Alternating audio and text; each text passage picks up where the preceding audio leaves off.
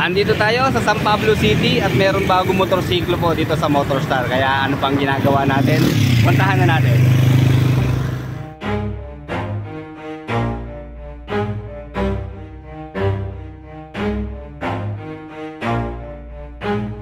Never stop, I'll get it if I want it. Gotta make to myself a promise. I won't quit, keep going till I got it. I won't give up till I'm on top. Yo, no, I ain't the type to give up. If I do something, man, I do it till I get what I want. I turn a business out of nothing into something I love. I got a poker face, but honestly, I'm not one to bluff. I flip a switch, never miss, man, I always stay up. Don't let them see you, always have a plan to stay tough. This life ahead of you ain't easy, it was built to be rough. But that's what makes a personality, is tragedy, bruh. So keep your head on your shoulders. Now we ain't out here moving rocks, we out here moving boulders. Now we ain't getting posterized, we out here making posters. And we ain't got nothing to hide, we move forward like soldiers. You better wake up for the pay stub or you'll pay up. Don't make love to the game, bruh, game up. Change up, rearrange stuff to your greatness. Famous for the way up, play the game, bruh. Hindi tayo mapalagay kaya pumunta tayo dito sa San Pablo. Bali, Rizal Avenue po mga riders sa Barangay 6A. At ang naandito po sa entrada nila, syempre yung mga legendary na motorsiklo ng Motorstar. Ito nga pong mga Easy Rides 150Q, 150P at saka Easy Ride 150CL. Meron hong bagong dating dito mga riders. Ayan, ang ganda ng kulay, di ba? Hindi ko lang alam kung ano eksaktong kulay nito, pero parang silver siya mga riders Kararating lang daw nito. Wapo, lalo na yung kanyang bagong decals. Kaya tamang-tama naman habang wala pa si TBX. Okay, marami pa rin naman tayong choices. Nandito meron silang available na kulay gray na ADB 175. Easy Ride din syempre, saka kulay white mga riders. Then Explorer 250 version 2. Ayan, ang kanyang price po 79,000 pesos. Ang ganda, ang angas. Copy 150 available po rito mga riders. And then copy 400. Then ganun pa rin po, ayan, yung mga ibang unit sila rito. Puro brand new po ito. Nasa likod po yung mga repo. Ngayong 2025, ito na po ang bagong looks ng Easy Ride 150CL. Ito na po yung special edition, isang kulay lang po yan, gray silver. 2 years ago, nung una po silang naglabas ng Easy Ride 150CL, bali model 2023 na naka-carb type pa rin. Then ito nga po, itong kulay red, yan po yung model 2024 na naka-FI na po.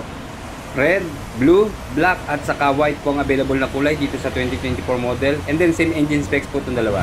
Pinagtabi na natin mga ka-riders para makita natin kung ano bang binago sa kanya at ano ang in-improve. Ang nakikita ko lang kung binago yung kanyang decals at saka syempre nagdagdag ng kulay.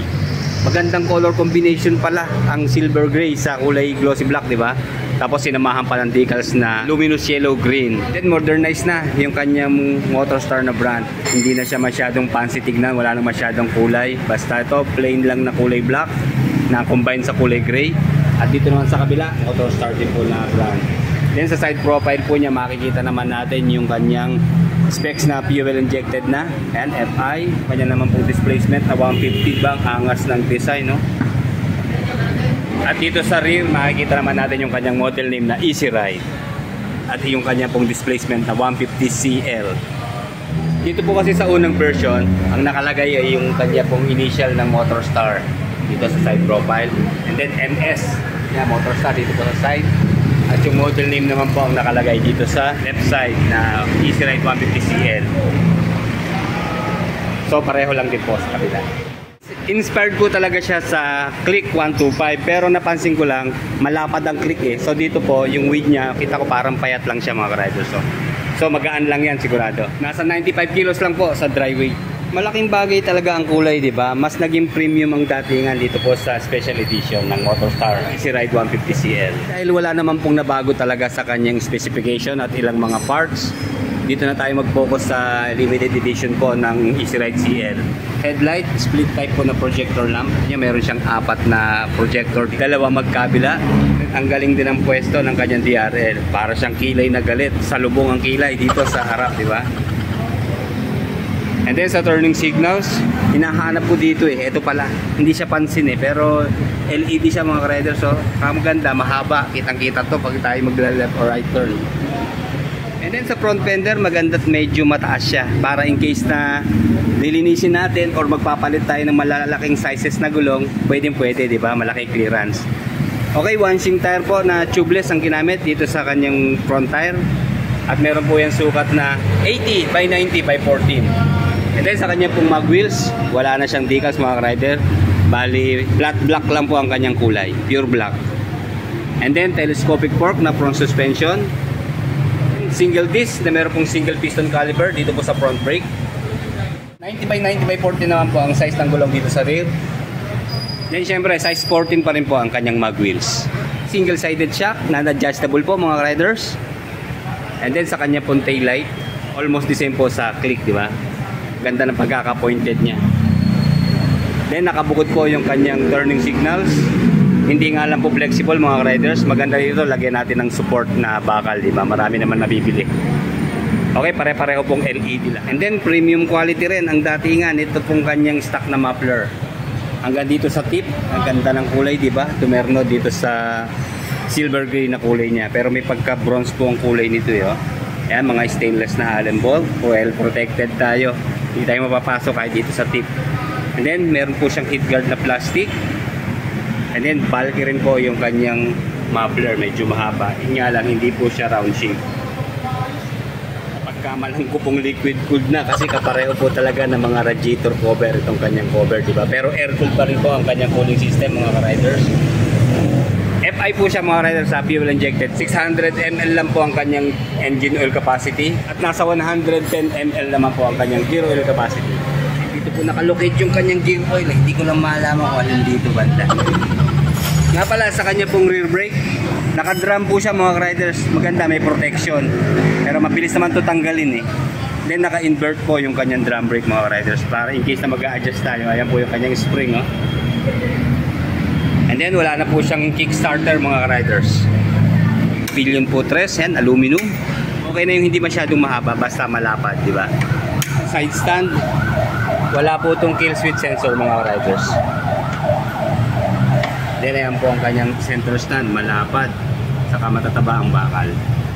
Then na nagustuhan ko po sa Motorstar, nilagyan na nila ng top box bracket. Kung dati grab bar lang, ngayon na-upgrade na siya. Ginawa na nila talagang top box bracket para hindi na nga naman tayo bibili. Box na lang ang po problemahin natin.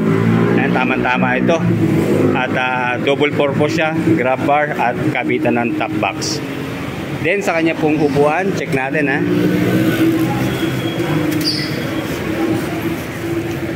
Hindi ho na bago dito sa kanilang seat cover. Pareho pa rin, single tone lang siya, wala na mga stitches. Manipis lang yung tabas niya, oh. Pero malambot din naman at medyo malapad siya mga riders. Then makapal po yung kanyang seat cover, oh.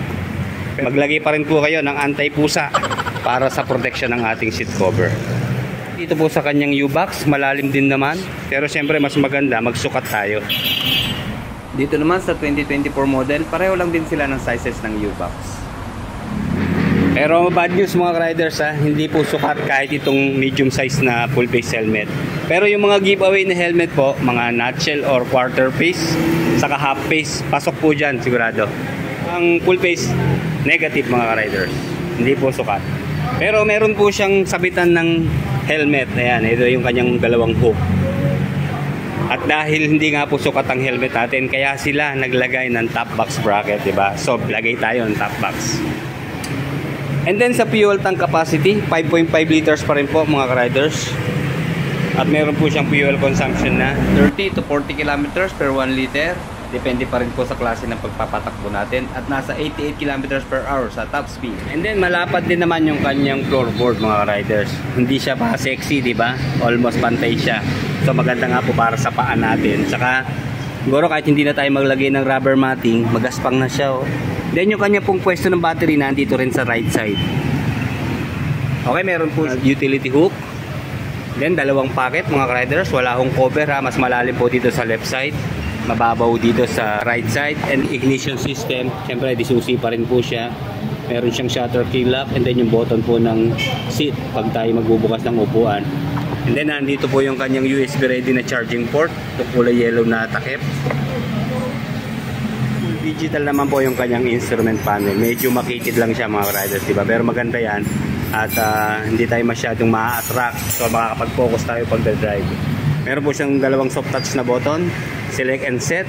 Okay, dito nawala yung logo ng Motorstar, pero maganda lagyan, di ba? Switches and button, mga premium po ang datingan din. High beam, low beam sign. Meron po siyang passing light mga riders. Then horn, kulay gray, turning signal. At dito naman po sa kabila, kill switch. Meron din pong switch yung kanyang headlight, DRL, then switch off. At electric starter push button. Dito po sa brake lever sa left, meron po siyang park brake lock mga riders. Kaya pag halimbawa tayo po ay mapapark sa uneven na kalsada, downhill, uphill, napa-traffic, kailangan natin gamitin po ito mga riders, ha. Ayan, para hindi tayo dumausdos o matras. Then pag i-unlock, isang press lang po. 130mm na ground clearance. And then sa seat height, nasa 770mm. Same sizes din po dun sa unang model. Sa engine specs, ganun pa rin po. 4-stroke, single cylinder, 2-valve, single overhead cam, air-cooled sa cooling system, fuel injected sa fuel supply system, 150cc displacement, and then Euro 4 compliant na po ang Easy Ride 150cl. With a maximum power of 7.5 horsepower at 7,500 RPM and 7.7 Newton meter of torque at 6,000 RPM. Naalala ko tuloy yung Click 125 natin na version 1 kasi ganito po ang sukat nun eh. So tignan natin kung pareho lang sila, ha. O yan, kagaya nga naman ng sabi ko, dahil sa lapad po ng kanyang upuan, bukang-buka tayo kaya mapapatiyan po tayo. Kahit 5'8" na po tayo, pwede naman pong ilapat, lalapit lang tayo. Ayan, yan, lapad na. Siyempre, wala naman nagdadrive na ganito kalapit eh. Dito tayo sa gitna, di ba, para mas komportable. Sa sukat po ng kanyang floorboard, ayan, sakto po yung ating malaking paa. Pero hindi, size 9 lang mga paa natin eh, oh. Then kahit may pocket siya, meron para namang clearance na mga 3 inches siguro dito sa front. And then sa turning radius, ayan, meron pa siya mga 1 inch na distansya sa ating hita. So hindi tayo maiipit in case na sharp curve. Pero siyempre, wag tayong kabuka para wag sumaya. Dito tayo, level lang natin dito sa may box. Then check po natin yung kanyang rear brake na drum. Medyo madulas lang po ang sahig, ha, bagong linis, kaya parang medyo mahina dito sa rear. Check natin yung front brake na disc. Okay, ito malakas siya mga riders. Napaigtad tayo ng konti. Ayan, half press lang, oh. Malakas yung preno sa front. And then check natin yung kanyang single-sided shock na rear suspension. Tama-tama lang yung lambot, oh, mga riders. Masama naman siya dahil magaan nga po yung kanyang body. Nasa 95 kilos lang, kaya pagdating sa suspension niya, maganda ang bouncing mga riders. Heto na ang Motorstar, pangmasang motorsiklo. Maayos na serbisyo, kilala sa lugar nyo. Asahan ang performance, asahan ang kalidad. Handa itong maglingkod sa wala pang motorsiklo. Punta na sa Motorstar, malapit sa lugar nyo. Magagandang motorsiklo, kilala sa lugar nyo. Asahan ang performance, asahan ang quality. Handa itong maglingkod sa wala pang motor. Eto na ang Motorstar.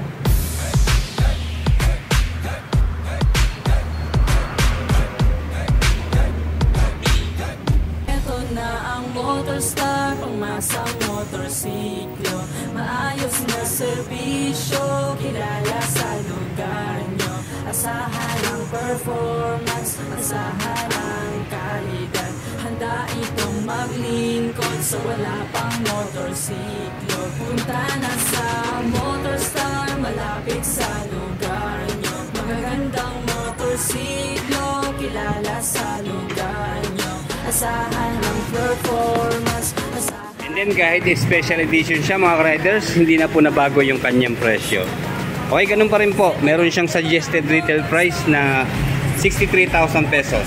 And then kung sa regular down payment, ayan, 4,950. Sa 18 months, 4,992. Sa 24 months, 4,091. At sa 30 months naman po ay 3,592. Then sa higher down payment, ayan, 8,1 po ang down. Sa 18 months po, 4,684.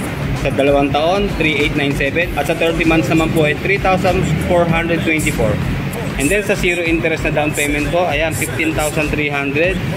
Then 6 months, 7,750. Sa 12 months, 4,075. At sa 18 months naman po ay 2,850. At ang maganda ho rito, kahit saan tayo magbayad, mapa-office o sa bangko, 400 pa rin po ang kanilang rebate. Ayan po ang update dito sa Motorstar San Pablo City para sa Motorstar Easy Ride 150CL. Para sa inyo pong mga katanungan, pwede nyo po silang i-message sa kanila pong FB account na Motorstar San Pablo. Like, comment, and subscribe sa ating channel. Salamat po.